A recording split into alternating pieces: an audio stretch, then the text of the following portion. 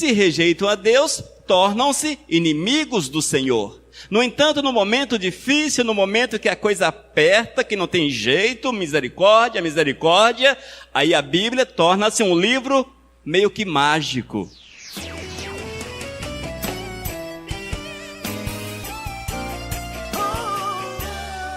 O nosso tema de hoje, razões para ler a Bíblia. Oh, glórias! Razões para ler a Bíblia. Você tem razão para ler a Bíblia? Você tem motivos que o levam a ler a palavra do Senhor? Qual a importância da Bíblia na tua vida?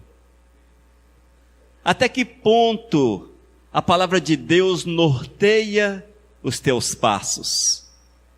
Nós precisamos estar atentos a esta realidade.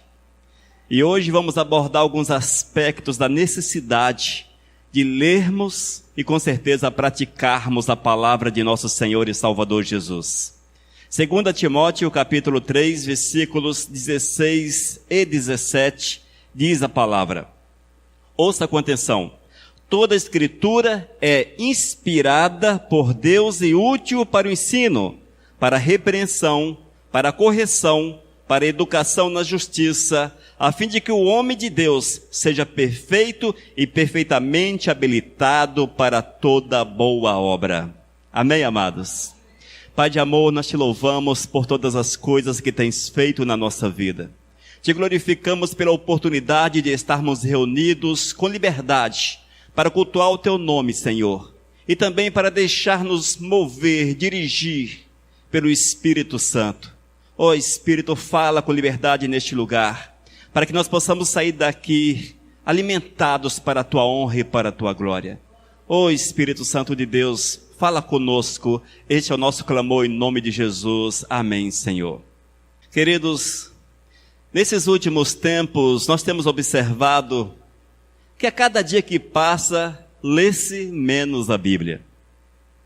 A leitura da palavra de Deus, ela deixou de ser uma necessidade, deixou de ser obrigatória na vida do crente, na vida do servo de Deus, para ser um paliativo. Tipo assim, você está doente, está enfermo, aí você vai tirar uma palavra, vai e tira uma palavra. Fecha a Bíblia. Você precisa de uma direção na tua vida, tira uma palavra, fecha a Bíblia. Enfim, a palavra de Deus, na verdade, ela tornou-se uma espécie de amuleto, de coisa mágica, que você apenas abre e o Espírito Santo de Deus fala contigo. Não, não é assim.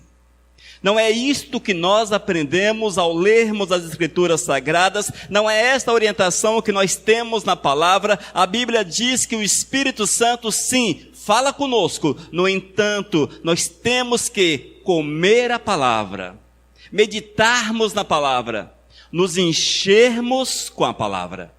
Haja vista, irmãos, que para ouvirmos o Espírito Santo de Deus, necessário é estarmos em sintonia com Ele, ligados a Ele. Se nós não estivermos ligados, como é que o Espírito Santo há de direcionar-nos? Como é que Ele pode nos levar, nos conduzir, já que naturalmente o rejeitamos? Parte do princípio, irmãos, que aqueles que não querem cumprir a palavra, que não querem fazer a vontade do Senhor, naturalmente rejeitam a Deus.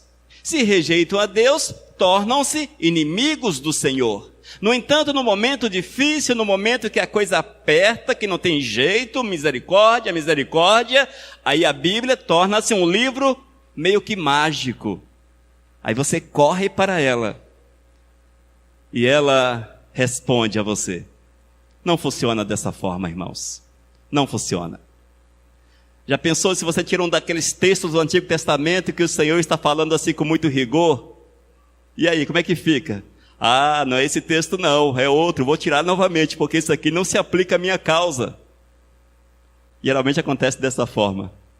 E as pessoas ficam folheando a Bíblia, e abre e fecha, e abre e fecha, até encontrar um texto que traga contentamento ao seu coração, uma espécie de afago ao seu ego. Aí, opa, texto bom, é este aqui.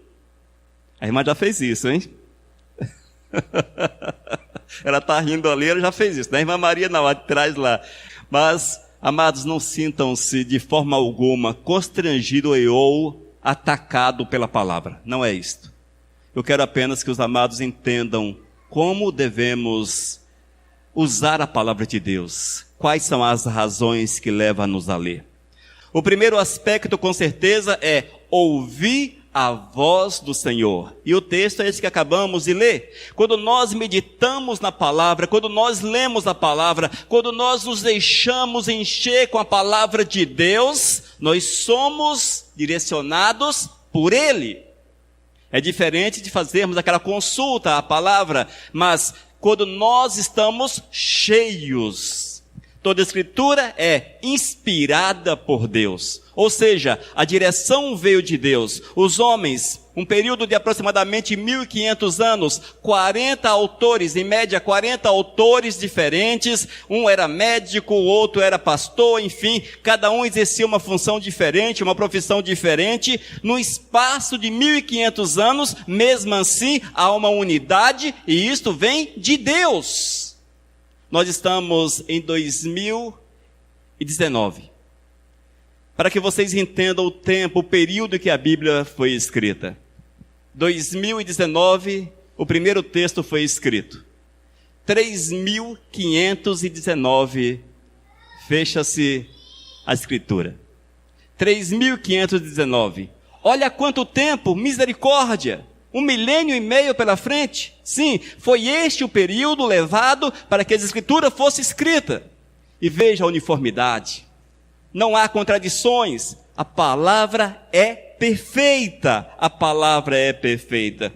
E quando nós mergulhamos nas Sagradas Escrituras, nós seremos por ela ensinados. A palavra de Deus é útil para o ensino. Ela nos conduz, nos faz, nos direciona pelo caminho certo. Aqueles que conhecem a palavra dificilmente vivem no pecado. Dificilmente. Aqueles que conhecem a palavra, que amam a palavra, não necessariamente conhecer, mas que amam a palavra, não vivem no pecado. Porque o seu prazer está em agradar o Criador. E a palavra, a Bíblia, torna-se a nossa bússola, a nossa direção. E na sequência, para a repreensão, nós vivemos tempos que dizem por aí que é o tempo do mimimi. Já ouviram essa expressão? É a geração mimimi. Você não pode mais falar que pecado é pecado, porque vai ofender alguém. Você não pode mais falar que beber é pecado, por exemplo, você vai ofender alguém. Mentir é pecado, você vai ofender alguém. E a igreja faz o quê? A igreja passa a pregar uma palavra que seja agradável a todos, para não desagradar ninguém. Principalmente se alguém da igreja está em pecado em evidência, e esta pessoa tiver recursos financeiros, é proibido falar de pecado para que ela não saia da igreja. Vivemos, infelizmente, essa realidade. No entanto, a direção do Senhor é para repreensão e também correção. As pessoas não gostam de ser chamadas à atenção, mas o Senhor diz que a palavra é para correção. Está errado? Vamos até você e chamamos a atenção para que entre no eixo, para que viva segundo a vontade do Senhor. E ainda para a educação na justiça. Aqui, amados, aprendemos princípios de justiça. O Senhor é justo. E quando nós praticamos a palavra, tornamo-nos justos. Todas as nossas atitudes serão justas. Em todas essas situações, ouve-se a voz de Deus. É o Senhor que te fala, é o Senhor que chama a tua atenção, é o Senhor que te ensina, é Ele que te repreende, é Ele que te corrige, é Ele que te educa, que te faz entender que é preciso viver na justiça. Para quê? Para que sejamos perfeitos. Versículo 17. Para que sejamos perfeitos e habilitados para toda boa obra. Oh, glórias! Busque isso na tua vida. Busque. Procure conhecer o Senhor, procure conhecer o Todo-Poderoso, porque bom é estar na presença daquele que deu a sua vida para que nós pudéssemos ter a vida. Oh, glórias! Razões para ler a Bíblia. Segunda razão, para ter a vida. Para ter a vida. Mateus capítulo 4, versículo 4. Jesus, porém, respondeu: está escrito, não só de pão viverá o homem, mas de toda palavra que procede da boca de Deus. Que procede da boca de Deus. Você quer ter vida? Ouça a palavra que procede da boca de Deus. Amados, mais uma vez, olhando pelos olhos da igreja dos últimos tempos, nós temos visto, queridos, que tudo justifica, tudo é justificável. Mas quando nós fixamos o nosso olhar na palavra, vamos ver, vamos constatar que a vida só é possível quando Deus está em primeiro lugar, quando o Senhor está no centro da nossa existência, mas de toda palavra que procede da boca de Deus. Ou seja, para que você tenha uma vida plena, uma vida feliz, uma vida completa, gente, uma vida completa. É possível nesses dias difíceis? Sim, é possível ser feliz, é possível ser alegre, é possível viver legal, é possível ter paz, é possível vencer, é possível, e vai por aí. Os possíveis são muitos. Mas por que é possível? Porque somos de Deus e é Deus que move na vida da gente. O tempo aí fora está bom? Não, não está. Cada dia uma tragédia diferente. 2019 está sendo marcado até o momento por grandes tragédias, uma atrás da outra. Falava com a pastora Tenilza que é assustador. É assustador. Muitas tragédias.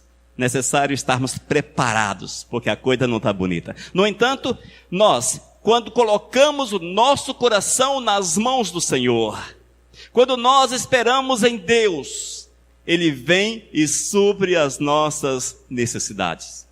É o Senhor que resolve o teu problema, é o Senhor que coloca uma direção, que abre uma porta, é Deus que quebra paredes, é Deus que faz que o mar se abra, é Deus que dá a vida. Não há causa que seja demasiadamente difícil para Deus, entenda isso, não tem causa. Dia desses eu falei aqui a respeito, e eu acho um exemplo magnífico do poder de Deus, quando aquela galera saiu do Egito, quase 4 milhões de pessoas, andaram um pouquinho, depararam-se com o mar vermelho na frente, e aí? Oh, misericórdia! Aqueles que tinham pouca fé, com certeza começaram a reclamar de Moisés e de Companhia Limitada. Olharam para Jeová e reclamaram de Jeová. Mas o Senhor falou: espera e estende a tua mão, Moisés, porque eu tenho solução. Eu tenho solução. E eu tenho certeza absoluta, irmãos, que a tua causa não é maior do que a abertura de um mar. Com certeza não é. Com certeza não é. Se Deus resolveu aquela questão, resolveu aquela situação, Ele pode resolver a tua situação, seja ela qual for. Mas o interessante, amados, que foi necessário que Moisés desse a ordem e estivesse com seus braços levantados, apontando para o mar. Foi necessário isso, ou seja, tens que fazer a tua parte. Você precisa fazer a tua parte para que receba a vida de Deus, porque é Ele que te fortalece, é Ele que te coloca de pé, é Ele que te faz andar, é Ele que enche o teu coração de tudo aquilo que você precisa, de tudo aquilo que você precisa. Irmãos, nós temos visto nesses últimos dias que os fins justificam os meios. Os fins justificam os meios. Você precisa de algo, não importa como você age. O objetivo tem que ser alcançado. Infelizmente, essa é uma realidade que tem adentrado também a igreja. E as pessoas perderam o temor a Deus porque precisam justificar fins. Mas só que Jesus afirma, são palavras de Cristo, está escrito: não só de pão viverá o homem. Não só de pão viverá o homem. O Deus que dá vida, irmãos, o Deus que nos dá a vida, o Deus que mantém a vida, o Deus que nos dá condições de estarmos de pé, hoje reunidos neste lugar, esse Deus, amados, Ele supre todas as tuas necessidades. É o Deus que supre, é o Deus que olha para você e entra com providência na tua vida, entra com providência. No entanto, nós não podemos perder de vista, mas de toda palavra que procede da boca de Deus, que é a segunda parte do versículo. Ou seja, não posso me preocupar com o pão, não posso me preocupar com o meu dia a dia, não posso me preocupar, eu tenho que colocar na mão do Senhor, porque Ele virá e agirá de forma poderosa. Ou seja, irmãos, eu não posso fazer qualquer coisa para viver, eu tenho que fazer aquilo que Deus quer para que eu tenha uma vida completa diante dele. E nem tudo se aplica ao cristão. Nem todos os ofícios, nem todas as profissões, nem todas as atividades, elas são para nós. Não serve, amados. Eu tenho que escolher aquilo que há de edificar a minha vida e que o Senhor há de alegrar-se comigo. Eu tenho que fazer segundo a vontade do Senhor. As minhas ações precisam ser reais. Por exemplo, se você trabalha com base na mentira, mas eu sou dizimista e sou ofertante na casa do Senhor. Vai para o inferno com os dízimos e com as ofertas, porque a mentira já te afastou de Deus. Essa é a realidade. Tudo aquilo que você faz na tua vida que te afasta de Deus. Mas eu preciso viver, pastor, eu preciso viver. Você vive sobre a face da terra, mas não vive eternamente. Eis o grande problema. Melhor viver eternamente. Melhor viver. E se você é fiel, Deus vai te abençoar. Deus vai suprir a tua necessidade. E há um texto que diz: jamais vi um justo desamparado. Oh, glórias! Afinal de contas, nós cremos ou não no Senhor Jesus? Cremos ou não? A igreja tem muitos problemas. E um deles é crer descrendo. Crer descrendo. Nós cremos, mas será que cremos? Por que não vivemos? Se eu afirmo crer, eu tenho a obrigação de viver. Não há como você separar crer de uma vida. Eu creio. Vez ou outra nós visitamos pessoas e elas falam assim: uma das coisas que eu tenho maior na minha existência, na minha vida, é a fé no Senhor. Aí você olha para a pessoa: você não vê Deus, porque não vive Deus. Que fé é esta? Que fé? É a fé que não produz vida. Nós temos que crer no Senhor que supre, o Senhor que nos guarda, o Senhor que nos dá vida. Esta é a verdade do Senhor, esta é a realidade de Deus para a nossa existência. Amém? Terceiro tópico: razões para ler a palavra de Deus. Para achar sabedoria. Para achar sabedoria. Irmãos, como é difícil encontrar tal sabedoria. Misericórdia, como é difícil. É algo que anda em escassez, principalmente nesses dias em que esse mundo virtual cada dia cresce. O mundo virtual doutrina as pessoas. Você quer uma orientação? Aí você vai folhear o Facebook. E passa para lá e passa para cá. Aparecem os profetas do WhatsApp, cheio de palavras boas, sempre boas. Nunca palavras de correção, porque palavras de correção não segura o cara diante da live. Não segura. Então só palavra gostosa. Eu vejo que você vai prosperar. Eu vejo que teu casamento vai sarar. Eu vejo que isso. Porque Deus me diz. Porque não sei o quê. E esses dias, curiosamente, eu estava vendo uma dessas lives. E apareceu um cara lá muito estranho, muito doido. Para mim, aquele cara encapetado, como dizem por aí. Ele olhava para o lado assim. Não é anjo Gabriel? Esse Gabi. Gabi danado. Gabi danado. Ou seja, amados, é muito louco esse tempo. Muito doido, porque mesmo que se o Gabriel estivesse ali, Que contato ele poderia ter, principalmente nesse diálogo tão comum com Gabriel? Não existe isso, não existe esse parâmetro bíblico. Não existe, amados, mas está ali. Aí você olha o número de pessoas que estão visualizando aquele camarada. 2.000 pessoas, 2.500 pessoas. Aleluias, glórias a Deus. Profeta, fala para mim. Ô profeta, fala comigo. Profeta, por que não vai para a Bíblia? Eis aqui a profecia, eis aqui a revelação de Deus. Tempos em que a sabedoria está escassa. Evidentemente que nós estamos nos referindo àquilo que é de Deus, com certeza. Salmo 119, versículo 99, ouça com atenção. Compreendo mais do que todos os meus mestres, porque medito nos teus testemunhos. O salmista diz o quê? Compreendo mais do que todos os meus mestres. Mas por que ele compreende mais? Por que ele tem mais entendimento?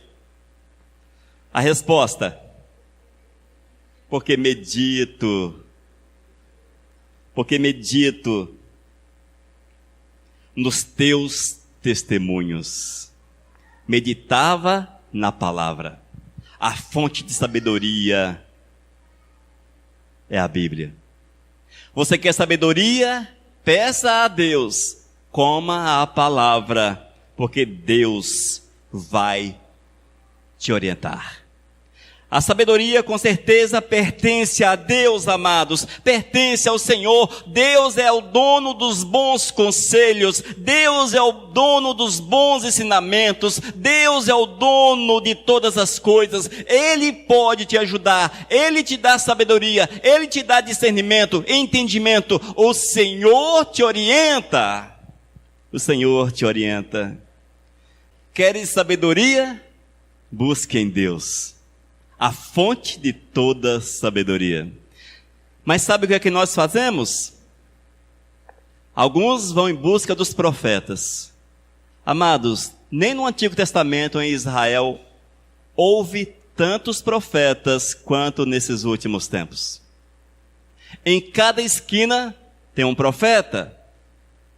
E a igreja, para ser fervorosa, para ser quente, para ter ali, precisa de ter um profeta. Precisa ter um profeta.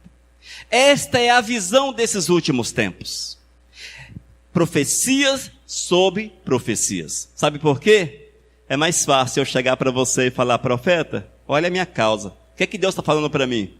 O que é que Deus está falando, profeta? O que é que Deus está falando? Irmãos, deixe-me dar um testemunho pessoal. Tempos idos, décadas atrás, eu também gostava muito de profeta. Gostava demais de profeta.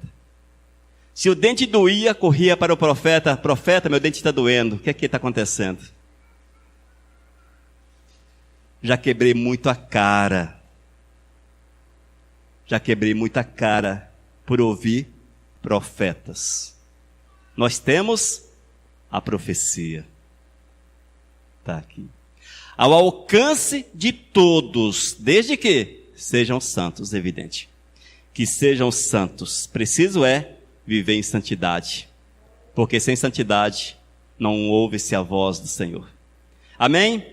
Queres sabedoria? Queres a direção para a tua vida? Queres a direção como Deus pode fazer por você? O que Deus pode fazer? Como Ele pode agir na tua existência? Busque Deus. Medite nas Sagradas Escrituras. O salmista já afirmou, milênios atrás: compreendo mais do que todos os meus mestres. Ou seja, ele afirma: eu sou mais sábio do que os meus próprios mestres. Mas por quê, irmãos? Medito nos teus testemunhos, testemunhos do Senhor. Testemunhos nesse aspecto, palavra do Senhor, a palavra de Deus. Meditava na palavra do Senhor, eis a fonte da sabedoria. Amém? Razões para ler a Bíblia. Nós temos razões, infinitas razões, inúmeras. É impossível você colocar num papel todas as razões para ler a palavra. Hoje citamos apenas cinco. Salmo 119, versículo 9, ouça. De que maneira poderá o jovem guardar puro o seu caminho? De que maneira poderá o jovem guardar puro o seu caminho? Como? Como poderá o jovem guardar puro o seu caminho? A resposta vem, observando-o segundo a tua palavra. De que maneira pode o homem guardar puro o seu caminho? Como posso guardar puro o meu caminho? Como você pode guardar puro o teu caminho? Como você pode ser puro nesse mundo impuro? Como? A resposta é muito simples e até fácil demais. A palavra de Deus, irmãos, ela tem um problema. Sabe qual é o problema? A simplicidade. A palavra de Deus é extremamente simples. E isso torna-se um problema. E é por isso que temos tantos livros, tantos teólogos, tanta gente escrevendo sobre a palavra, para tentar explicar aquilo que é simples. Ouça, de que maneira poderá o homem, a pessoa, o ser humano, guardar puro o seu caminho? Qual a resposta do Senhor? Observando segundo a tua palavra. Tem resposta mais simples do que essa? Se me perguntasse isso, com certeza eu ia falar para vocês uns 5 ou 10 minutos. Olha, você vai ter que fazer dessa forma, agir assim. Olha, haja desse jeito, haja desse jeito. Vá, faça, haja. Enfim, eu daria para vocês um monte de tópicos para que você pudesse guardar o teu caminho puro. E o Senhor resume apenas em observando segundo a tua palavra. A palavra de Deus, irmãos, ela foi escrita para o simples, para o simples. E eis aqui a fórmula para vencer o pecado. Uma das razões que nós temos para ler a palavra é para vencermos o pecado. Eis a razão. Quando nós, queridos, trazemos para dentro do nosso coração essa palavra que é viva, que é real, nós teremos subsídio, nós teremos armas, nós teremos argumentos, nós teremos sabedoria, nós teremos tudo aquilo que nos fará evitar o pecado. Nos fará evitar o pecado. Sabe qual a melhor forma de evitar o pecado? Seja covarde. Seja covarde. Mas a covardia não pertence a Deus. Nesse aspecto é bom ser covarde. Nesse aspecto é bom. Por exemplo, vocês verão que eu tenho razão. Tem um cara que olha para você e começa a desacatar a tua vida, xingá-lo, coisa assim. Se você encará-lo, a situação vai ficar complicada. Melhor fugir da aparência do mal.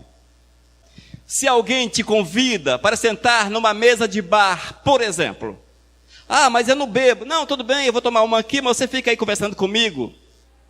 Não é melhor você pular fora? Não, esse negócio não é para mim. Não vou, sei lá. Melhor sair. Se você anda com uma pessoa que não tem boa fama, mulheres, você anda com uma prostituta. A cidade sabe que aquela tua amiga é prostituta. Ah, mas nada a ver, eu não vivo isso, é caso dela. Vão olhar para você e vão atribuir a mesma prática. É desse jeito. Se você anda com uma pessoa que vive no consumo das drogas ilícitas, colado com essa pessoa, na casa dessa pessoa, olharão para você e falarão, esse cara também está no mesmo lugar, na mesma vida. E isso se aplica. Isso se aplica. Eu nem gosto muito de pagar nada na casa lotérica, por exemplo. Vou na casa lotérica quando não tem alternativa. Mas por quê? Fugir da aparência do mal. Seja covarde. Vá que passe alguém lá. Ué, o que é que o pastor está fazendo ali? Ó, esse cara está fazendo uma fezinha ali, hein? Mega Sena, está fazendo, está lá. Não é verdade, gente? O homem é mau, gente. O homem, ele não consegue visualizar o lado bom. Ele só consegue visualizar o lado ruim. Só consegue visualizar o lado ruim das coisas.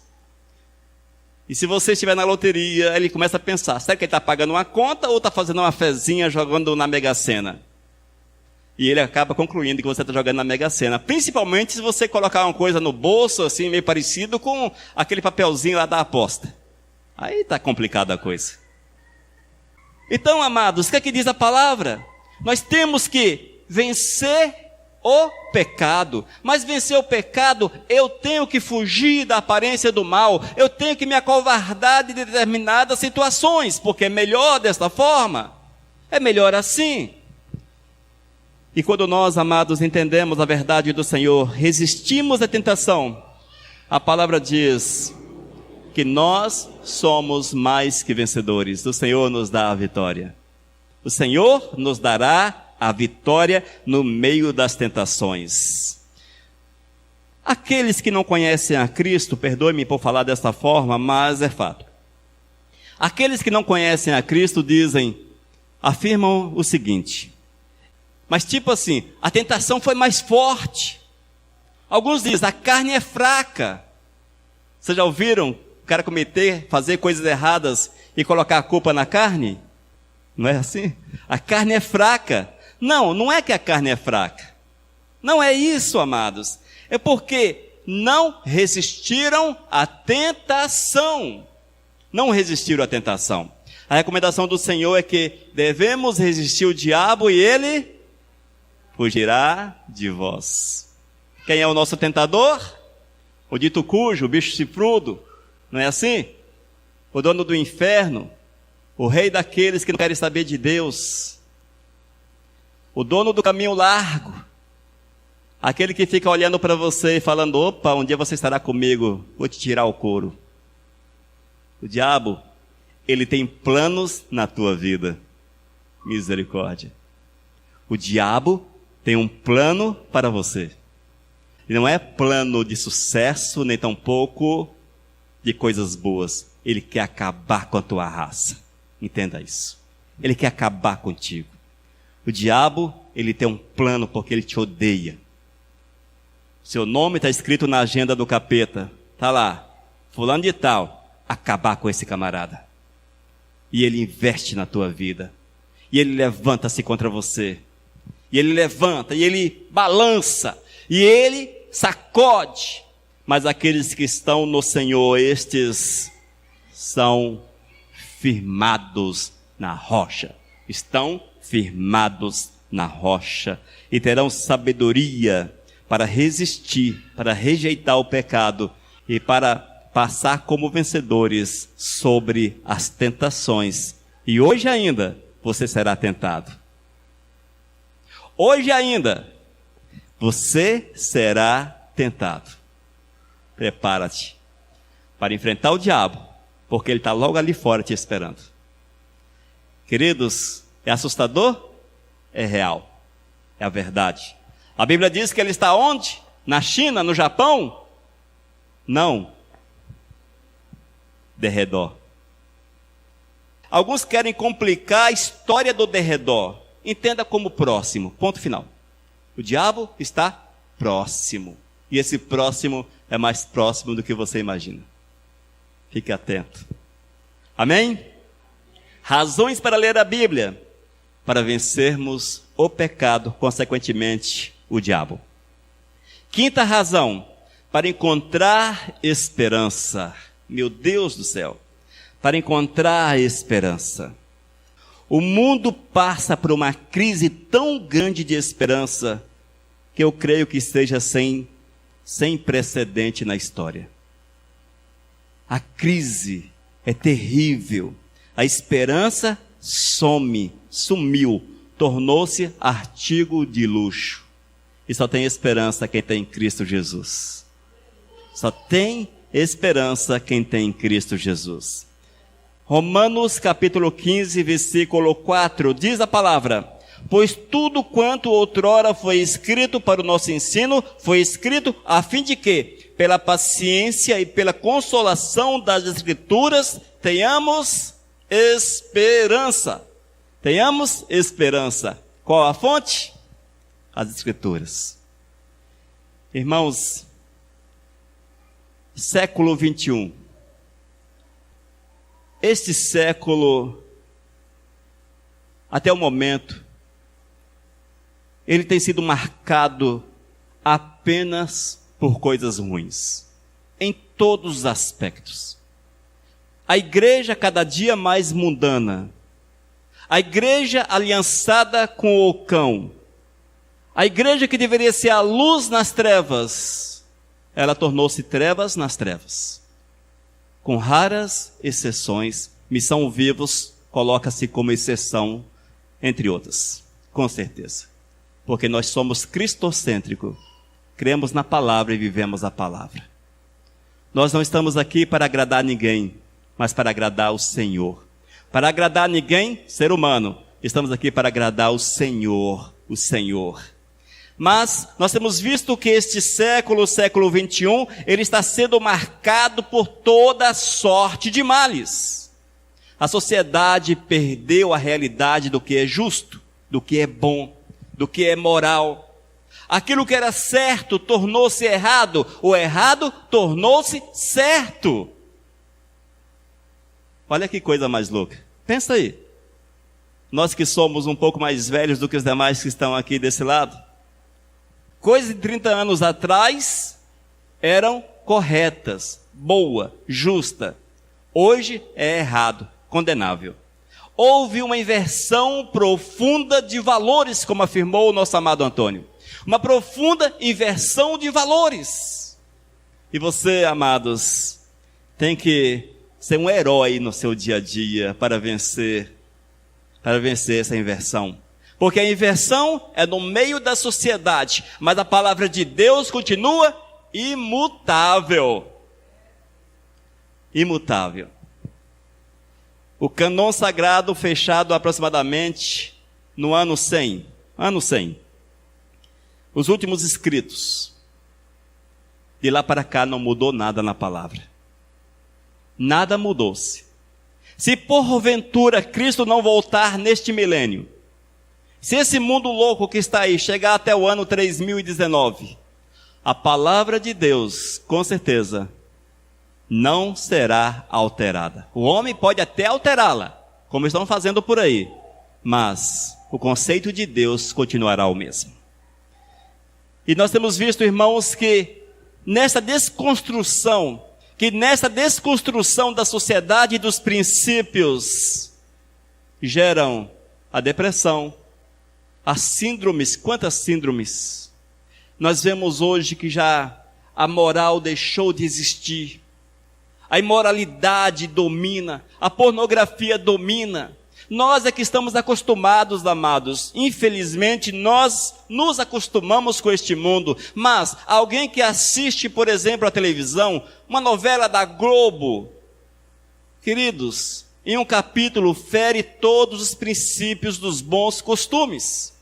A tua mente já está meio que cauterizada. Você vê aquilo que de certa forma como comum, como normal. Você vê um filme, geralmente é consumo de drogas, prostituição, adultério, mentira. Estes são princípios da mídia dos nossos dias. Não tem princípios. Essa novela vai puxar para os bons costumes, em que a pessoa deve honrar a família, deve ser pessoa de bem, não pode consumir drogas, não pode viver no adultério, não pode viver na prostituição. Tudo isso é condenado. Essa novela teria 2 capítulos e com certeza a TV tiraria do ar, porque ninguém assistiria.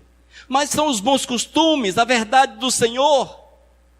Porque, irmãos, a mente do ser humano está corrompida e ela puxa para aquilo que é ruim, e o inimigo tem aquilo que é ruim para oferecer.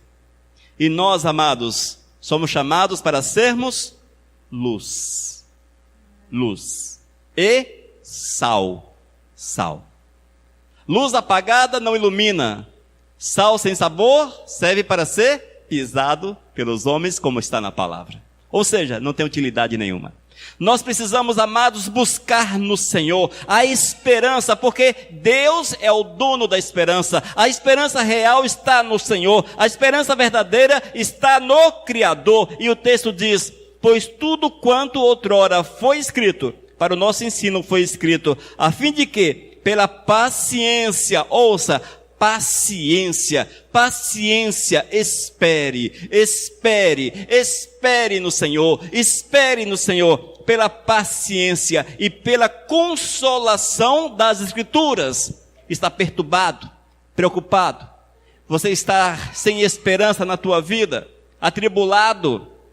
O texto diz que a consolação está nas Escrituras.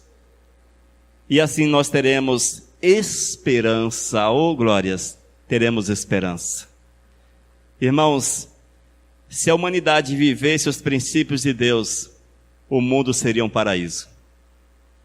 O mundo seria um paraíso.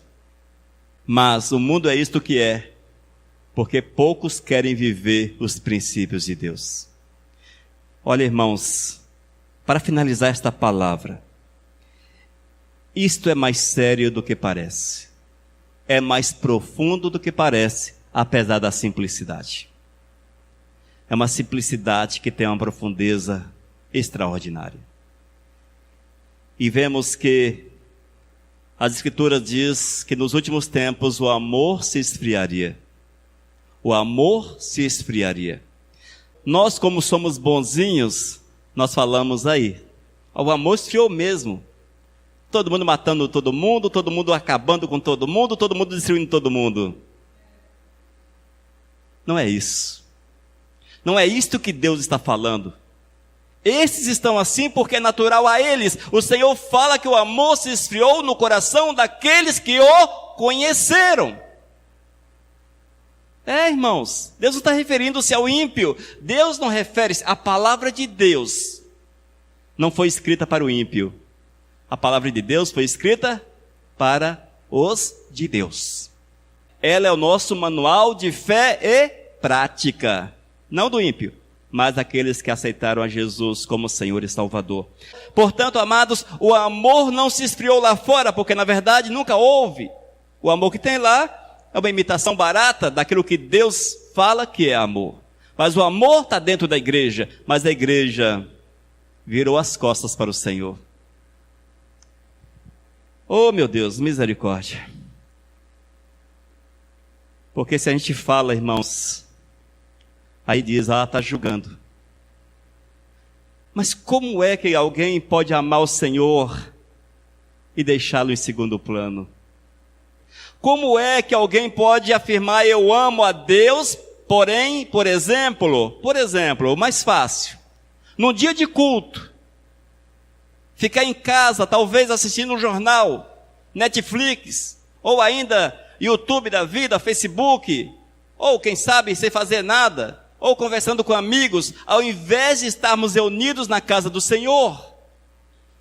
Perdoa-me, irmãos, por fazer essa aplicação, mas se nós entendemos que estes não amam ao Senhor, imagine como Deus, que sonda o nosso coração, vê. Nós não podemos esconder nada de Deus. É difícil amar o Senhor acima de todas as coisas? Depende. Quando alguém quer alcançar o pico mais alto do mundo, o Monte Everest, ele se prepara por uns 2 anos, sei lá, ou mais. Aí ele investe muito dinheiro, aí ele começa a subir o Monte Everest. Dificuldade após dificuldade.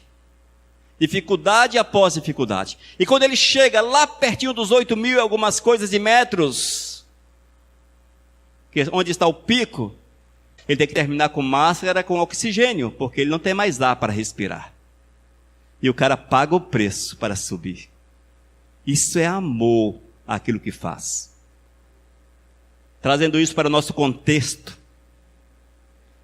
de cristãos, a palavra cristão significa seguidores de Cristo. Que seguidores nós somos? Que seguidores? O cara, para subir o Monte Everest, ele faz esforços inimagináveis.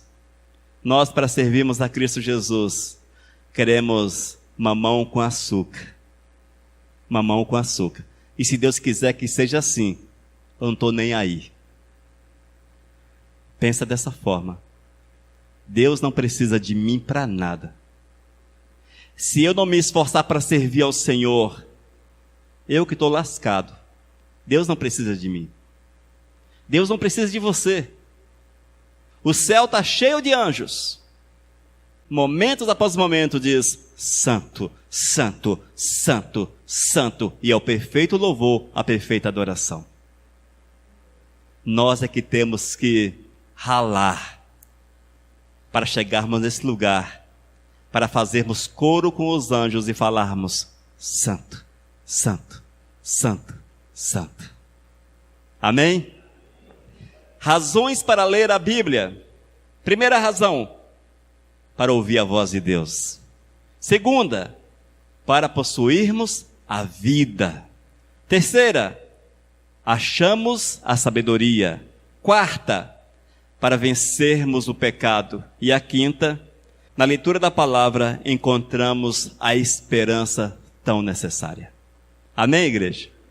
Glórias a Deus. Senhor, nós te louvamos por esses momentos aqui, Senhor. Te glorificamos, Pai, pela palavra. Que Tu venhas trazer edificação à nossa vida, trazer, meu Deus, Senhor Jesus, trazer o entendimento, para que nós possamos mergulhar nas Sagradas Escrituras e assim sermos direcionados segundo a Tua vontade.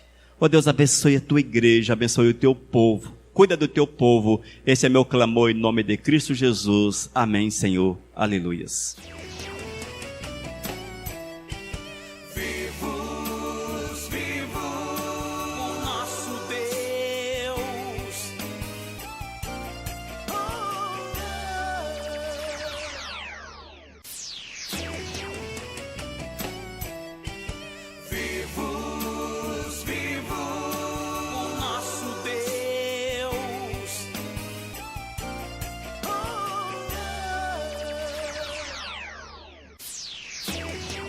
Mensagem 825.